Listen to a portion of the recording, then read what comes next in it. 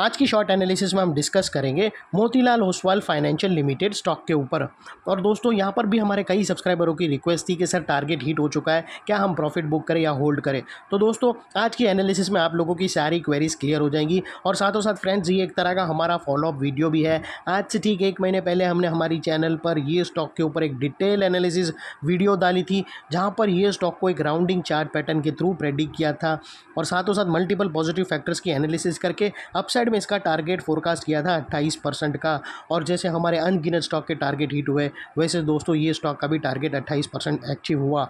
और साथों साथ दोस्तों एक और चीज़ बता दूं कि ये स्टॉक के अंदर जब हमारा 28% टारगेट था, उसमें से जब 50% हमारा टारगेट हिट हुआ था, यानी 28% का 50% अगर आप देखो तो 14% जब हमारा कैप्चर हुआ था, तभी सडनली स्टॉक मार्केट में एक फॉल आया था जियो पॉलिटिकल एक टेंशन की वजह से।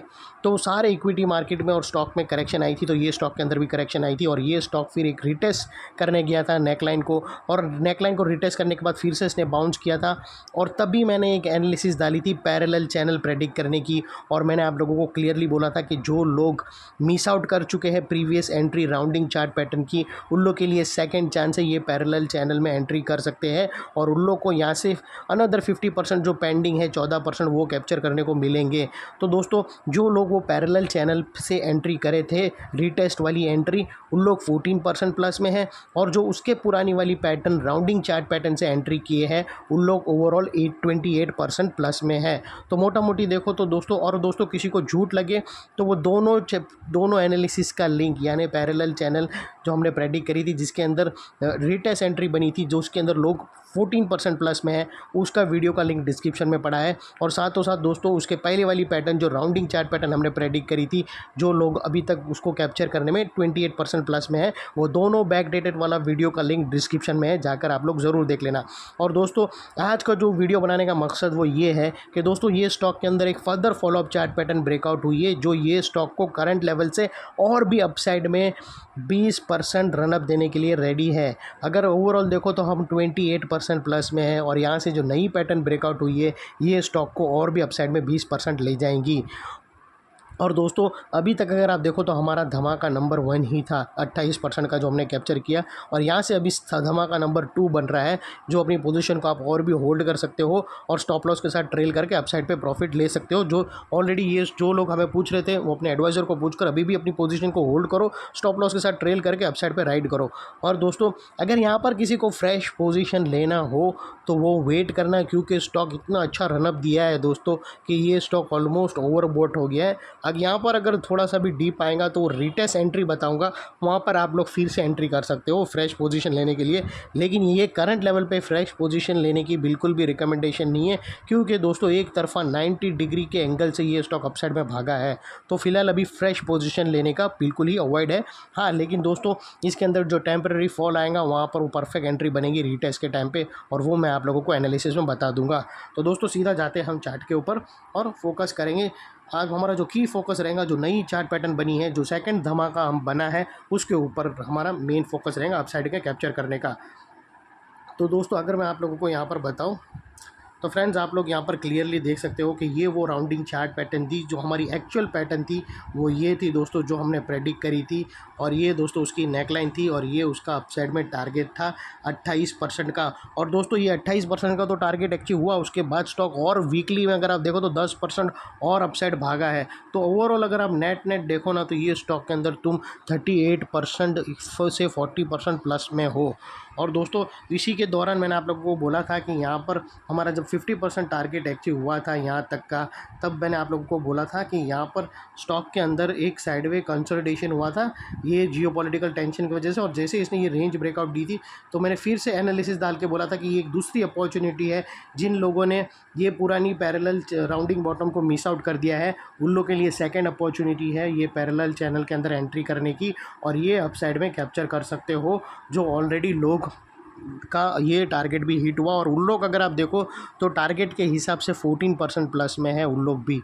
अभी दोस्तों यहाँ पर अगर आप जो दोस्तों ओवरऑल अगर आप देखो तो ये सिर्फ हमारा धमाका नंबर 1 ही था। ये पैरेलल चैनल थी, ये कोई डबल धमाका नहीं था। ये सिर्फ एक रीटेस्ट एंट्री थी जिसके अंदर लोगों ने मिस आउट कर गई थी, उन लोग के लिए ठीक है। लेकिन एक्चुअल अगर आप देखो तो अभी तक हमारा धमाका नंबर 1 ही कंप्लीट हुआ है, जिसके अंदर हमने अच्छी खासी 28% कैप्चर किया।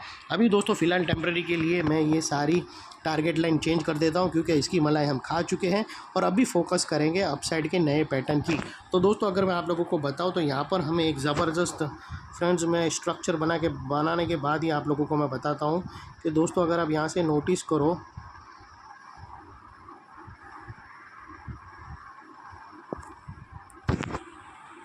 दोस्तों, अगर आप यहाँ पर नोटिस करो तो हमें एक फ्लैग एंड पोल पैटर्न यहाँ पर क्लियरली ब्रेकआउट होते हुए मिली है और वो कुछ इस तरह से है दोस्तों।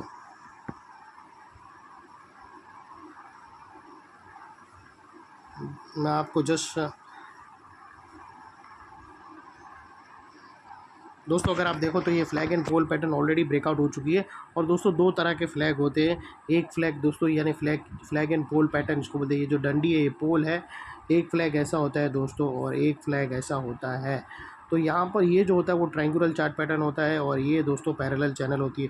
तो यहाँ पर अगर आप देखो तो इसने एक रेंज पैरेलल चैनल ब्रेकआउट किया है, ये वाली पैटर्न कुछ इस तरह के अंदर बनाई है और जितनी इसकी पोल की लेंथ रहेगी उतना ही अपसाइड में ये भागेगा।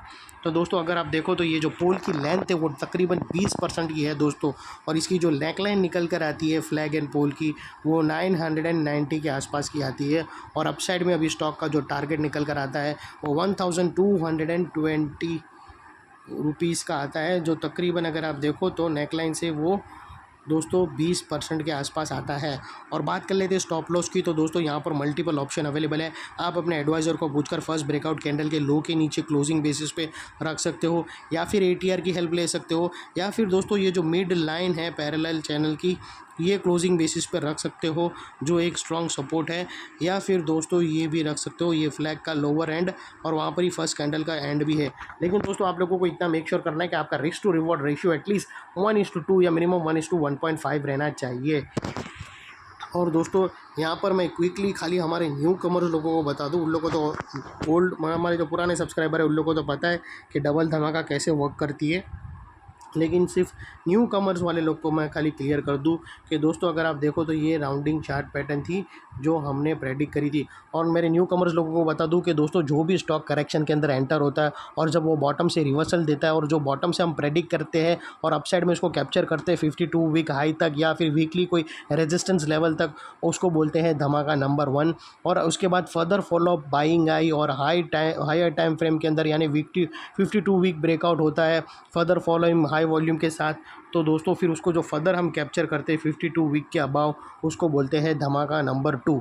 तो यहाँ पर अगर आप देखो तो धमाका नंबर 1 हमारा ऑलरेडी कंप्लीट हो चुका है और धमाका नंबर 2 अंदर प्रोसेस में है और वो कुछ इस तरह से है दोस्तों कि ये दोस्तों ये राउंडिंग चार्ट पैटर्न थी, ये था हमारा धमाका नंबर 1 और ये हमने उसको अपसाइड में यहाँ तक कैप्चर किया 28% का।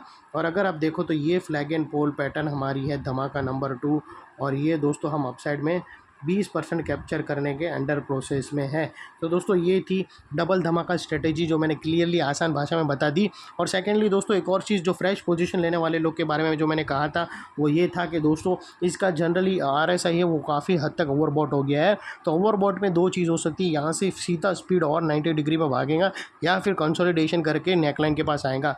तो दोस्तों ये जो नेकलाइन है येलो वाली, अगर इसके पास ये स्टॉक करेक्शन करके यहाँ पर साइडवे कंसोलिडेशन करके ब्रेकआउट देता है पॉजिटिव कैंडलस्टिक पैटर्न के साथ, तो वो परफेक्ट लेवल रहेगा एंट्री करने का और यहाँ पर तुमको रिस्क टू रिवॉर्ड रेशियो भी एकदम ही सूटेबल लेवल का मिलेगा। तो ये थी दोस्तों एनालिसिस फ्रेश पोजीशन लेने वाले लोग के लिए भी। और मैंने आप लोगों को बताया था कि जो लोग ऑलरेडी होल्ड कर रहा है उसका ट्रेलिंग स्टॉप लॉस क्या तक आएगा वो अपने एडवाइज़र को पूछकर भी कंटिन्यू रख सकता है। ये थी हमारी एनालिसिस दोस्तों, अच्छी लगे तो प्लीज़ चैनल को लाइक शेयर सब्सक्राइब करना। और अगर कोई चैनल को फर्स्ट टाइम देख रहा है तो दोस्तों जान लो कि हमारी एनालिसिस इतनी डीप होती है कि अगर स्टॉक के अंदर अपसाइड मोमेंटम रहता है तो हम कंटिन्यूस होल्डिंग का व्यू भी देके अपसाइड पूरा कैप्चर कराते हैं। और वैसे ही दोस्तों अगर कोई स्टॉक गिरने वाला है तो उसको रेड अलर्ट एनालिसिस देकर वहाँ से प्रॉफिट बुक करने करने का भी व्यू देते हैं। और इतना डीप सटीक stock specific analysis free of cost हमारी चैनल के सिवा आप लोगों को कहाँ पर भी नहीं मिलेगा। तो ये सारी डिटेल अपडेट रहने के लिए मार्केट में क्या हो रहा है इतना अपडेट जानने के लिए दोस्तों मेरी चैनल को तुरंत ही लाइक शेयर सब्सक्राइब कर लेना, जो आपके बहुत ही काम आएगी फ्रेंड्स। थैंक यू, जय हिंद।